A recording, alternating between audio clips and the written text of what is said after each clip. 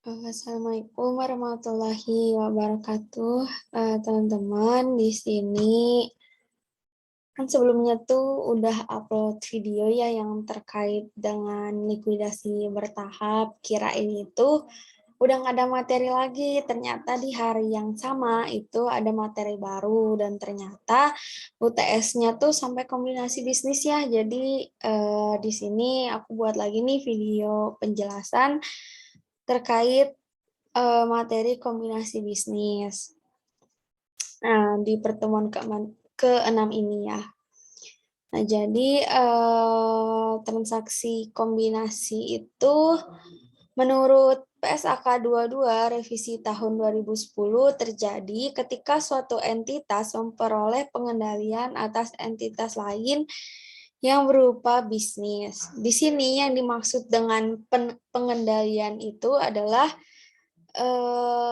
perusahaannya itu memiliki kekuasaan untuk mengatur kebijaksanaan keuangan dan operasional dari suatu entitas demi memperoleh manfaat dari aktivitas entitas tersebut.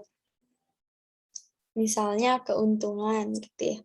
Nah, kombinasi bisnis ini umumnya melibatkan dua pihak, ini entitas yang sebagai pengakuisisinya dan entitas yang diakuisisi.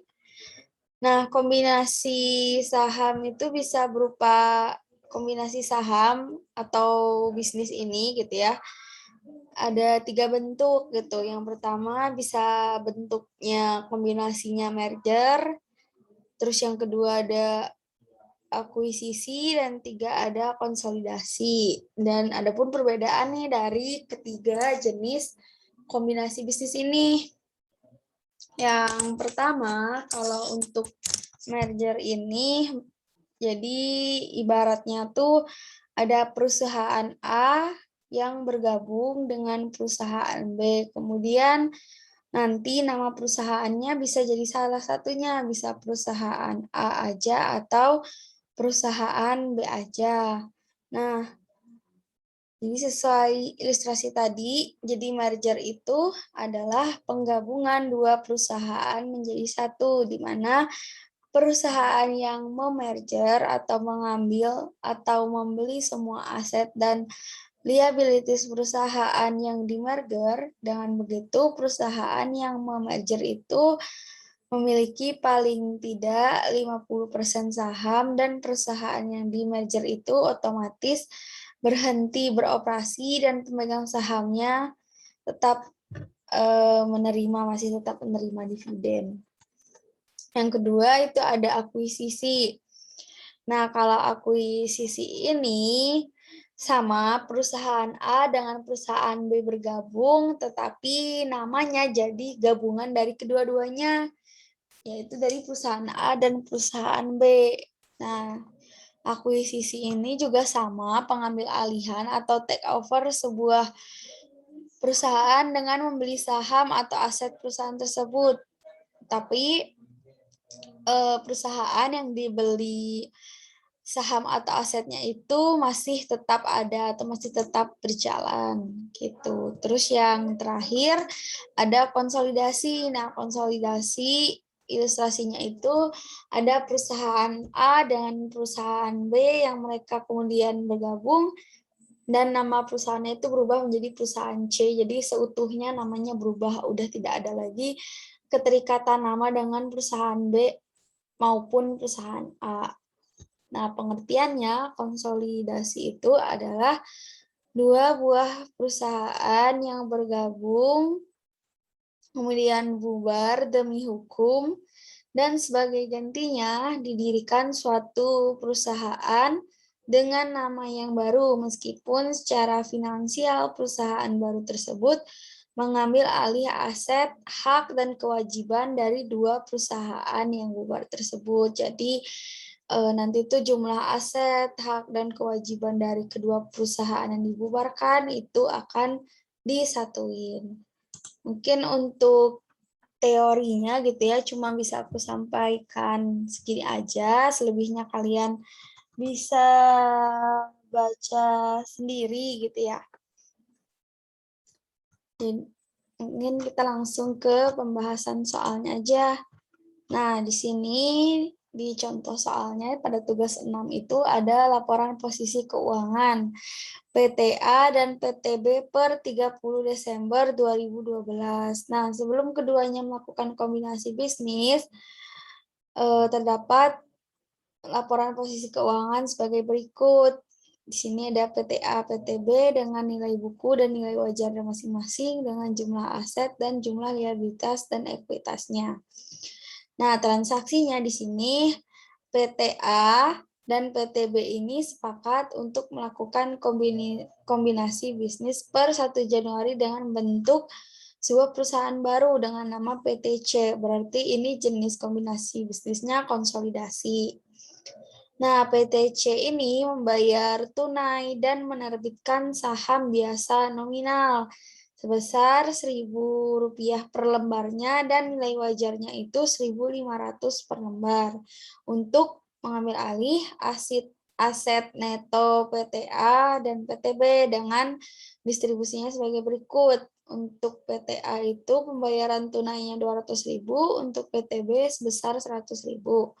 Sedangkan jumlah saham yang diterbitkan untuk PTA yaitu 2.000 lembar, sedangkan untuk PTB yaitu 400 lembar. Kemudian PTC membayar biaya-biaya terkait kombinasi bisnis yang terdiri atas biaya pencatatan saham sebesar 25.000 serta biaya konsultan profesional sebesar 30.000. Yang pertama itu diminta siapkan ayat jurnal yang harus dibuat oleh PTC untuk mengambil alih aset neto dari PTA.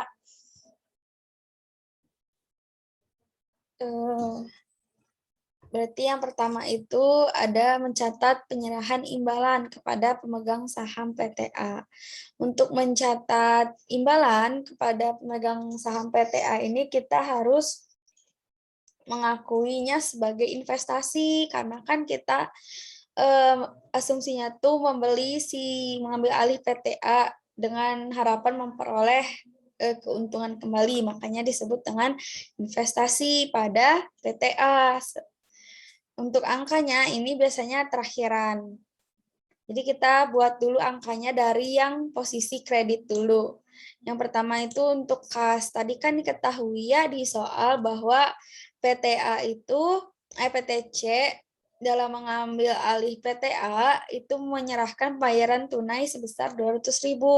Berarti di sini otomatis ada kas dong yang berkurang sebesar 200.000 atau kas yang dikeluarkan untuk mengambil alih. Terus ada modal saham juga tuh ya katanya 2.000 lembar. Nah, untuk modal saham ini yang ada di jurnal kita menggunakan nilai nominal. Nilai nominalnya yaitu Rp1.000 per lembar. Sehingga dapatlah angka dari modal saham yang dikeluarkan untuk investasi ini yaitu sebesar Rp1.000 dikalikan dengan 2.000 lembar sehingga besarnya modal saham adalah 2.000. Terus kita harus tahu nih tambahan modal di setornya berapa untuk melakukan investasi pada PTA. Nah, ada pun cara untuk menghitung tambahan modal di setornya. Yang pertama yaitu kita kalikan dulu nilai wajar sahamnya dengan jumlah lembar yang diterbitkan untuk mengambil alih yaitu 2.000 lembar. Jadi yang pertama itu 1.500 nilai wajarnya dikali 2.000 lembar. Terus diselisihkan dengan nilai nominal sahamnya yaitu Rp1.000 per lembar dikalikan dengan 2.000 lembar sehingga dapatlah nilai nominal sahamnya yaitu sebesar 2 juta. Lalu kita selisihkan. Dapatlah sebesar 1 juta. 1 juta ini merupakan nilai tambahan dari modal yang disetorkan. 1 juta. Lalu nilai investasinya kita tinggal jumlahin apa saja yang ada di kredit. Nah, selanjutnya kita diminta untuk mencatat pengambil alihan aset dan liabilitas pada PTA-nya. Jadi di sini seluruh aset dan liabilitas yang ada pada di laporan posisi keuangan itu kita hilangkan.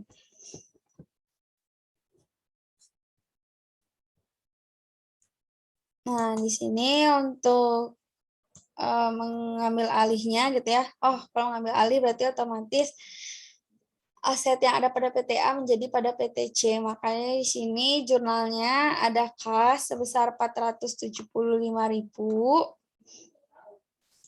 Ingat, untuk angka aset dan liabilitas di sini menggunakan nilai wajar pada laporan posisi keuangan. Nah, jadi untuk kasnya itu ada sebesar 475.000 nilai wajarnya. Terus untuk aset lainnya ada sebesar 3 juta. Terus ada macam-macam liabilitas. Ini untuk goodwill kita lewat dulu. Kita langsung ke macam-macam liabilitas. Nah, macam-macam liabilitas di sini nilai wajarnya adalah 600.000. Terus ada investasi pada PTA. Nah, investasi ini menggunakan angka yang ada pada jurnal pertama yang saat menyerahkan imbalan kepada pemegang saham PTA, yaitu sebesar 3.200.000.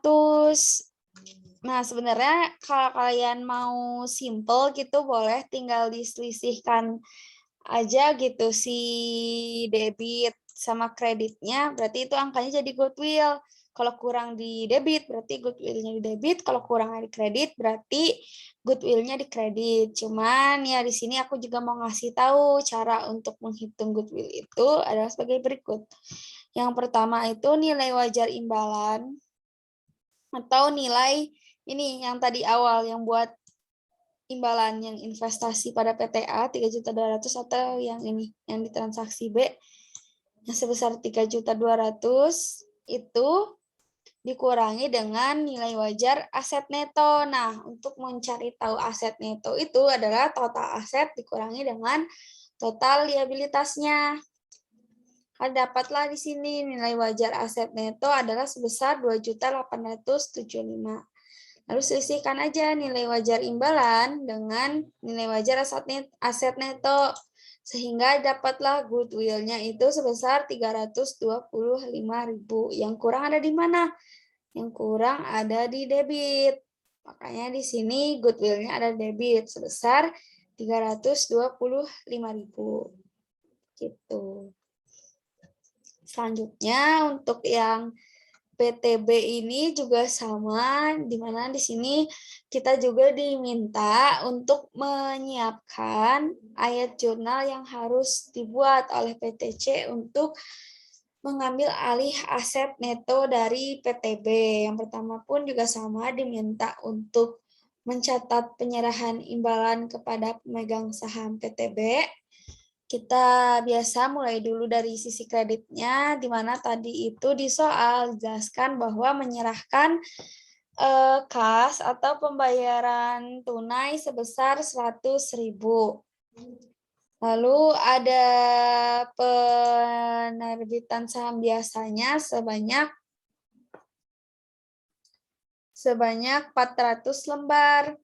Maka di sini dapatlah kasnya sebesar 100.000 atau sebesar kas yang disetorkan secara tunai.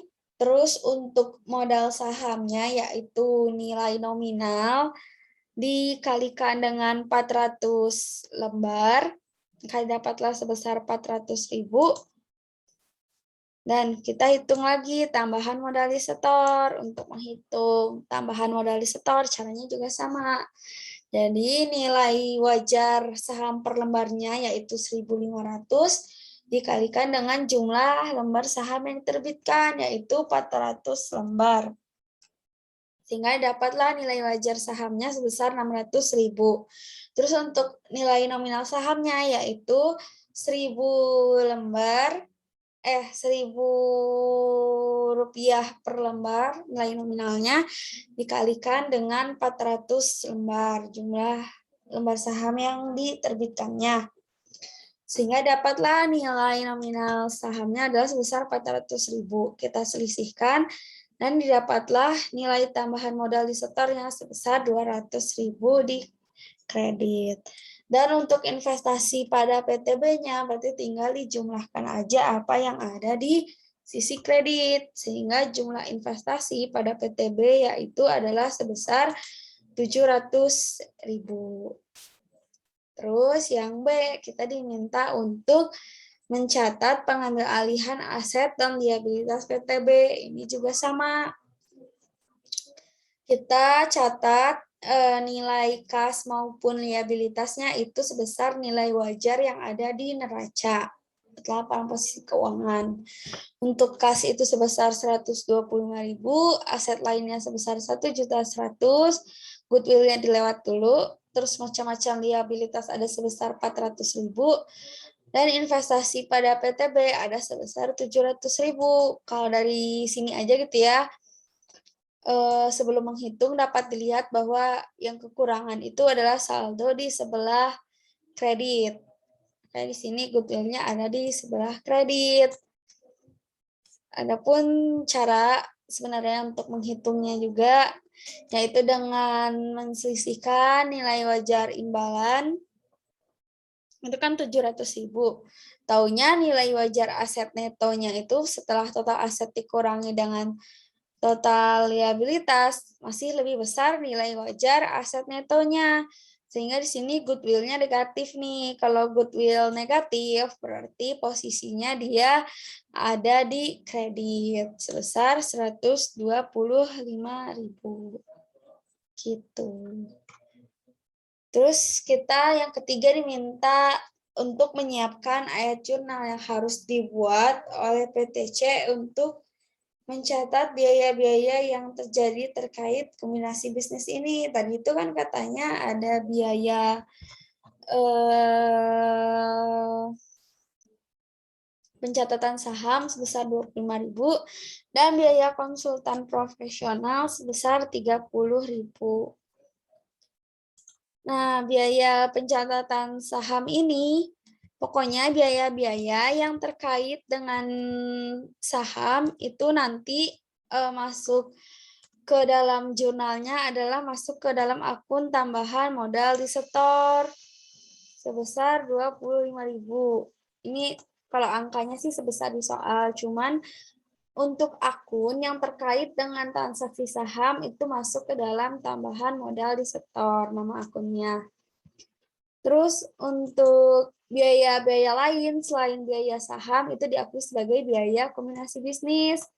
Tadi itu ya yang apa sih transaksinya lupa deh di atas. Biaya konsultan, nah itu masuk ke dalam biaya kombinasi bisnis sebesar 30.000 sehingga dapatlah. Terus tinggal kita kreditkan kasnya, karena kan pasti ada biaya, pasti ada kas yang kita keluarkan untuk menanggung biaya tersebut. Makanya ada kas di kredit sebesar 55.000. Nah, yang keempat, kita diminta untuk menyiapkan laporan posisi keuangan PTC setelah kombinasi bisnis pada PTA dan PTB. Nah, yang pertama itu ada kas. Untuk kas ini gitu ya, sebenarnya kita tuh apa sih namanya? Kas ini nggak bisa kita langsung menjumlahkan gitu ya. Kas yang ada di sini aja, padahal kan di sini ada transaksi kas nih yang terjadi. Makanya di sini untuk nilai kas pada laporan posisi keuangan yaitu kas yang dimiliki oleh A yaitu 475 ditambahkan dengan nilai buku atau nilai wajarnya kas pada PTB yaitu 125, terus dikurangi dengan kas yang dikeluarkan untuk mengambil alih A maupun B. Nah, tadi kan ada tuh ya kas untuk ambil alih. Nah, ini nih yang diimbalan. Kan dia mengeluarkan kas sebesar 200.000 untuk PTA dan sebesar 100.000 untuk PTB. Makanya itu juga mengurangi jumlah total kas dari perusahaan tersebut. Dan sama kas yang dikeluarkan untuk biaya yaitu 55.000. Sehingga nilai kas setelah melakukan konsolidasi atau kombinasi bisnis yaitu sebesar 245.000. Terus kalau untuk nilai aset lainnya, kita tinggal jumlahin aja nilai wajar aset lain A dengan nilai wajar aset lain B, sehingga dapatlah sebesar 4.100.000. Terus untuk goodwill, kita tinggal jumlah aja nih goodwill A dengan goodwill PTA yang terjadi untuk mengambil alih PTA dengan goodwill yang terjadi untuk mengambil alih PTB. Karena nilai goodwill yang untuk PTB adalah negatif, berarti jadinya mengurangi nilai goodwill yang untuk mengambil alih PTA yang 325 ini. Cuman kalau misalnya ini goodwill yang nggak negatif, berarti kalian jumlahkan. Cuman karena ini negatif, berarti jadi dikurangkan. Sehingga besarnya goodwill dapatlah sebesar 200.000. Jumlah asetnya adalah 4.545.000.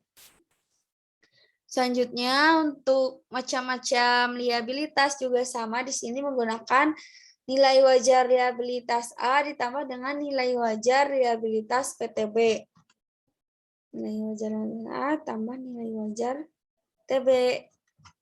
Nah, untuk yang modal saham, karena di sini modal sahamnya tuh apa sih namanya? Nggak ada nilai wajar, jadi kita tinggal langsung menjumlahkan aja nilai buku modal saham A ditambah dengan nilai buku modal saham B. Terus ada tambahan modal disetor.